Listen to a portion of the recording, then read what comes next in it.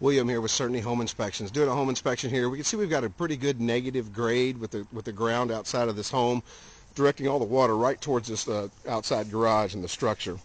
As we step around the side of it here, you can see all this water just gushing right in towards this old stone foundation.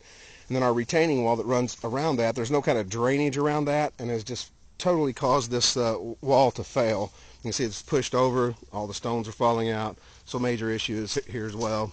Really important to keep a proper grading, at least a 6-inch fall over the first 10 foot away from your structure.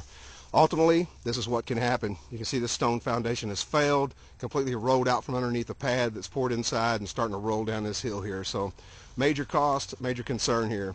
Proper grading is really important. If you'd like to have your home inspected, feel free to give us a call. It's toll-free 866-417-9591, or visit us on the web at CertaintyHomeInspections.com. If you need a good contractor or a great website for home maintenance and upkeep, it's KentuckyanaHomeInspectionNews.com.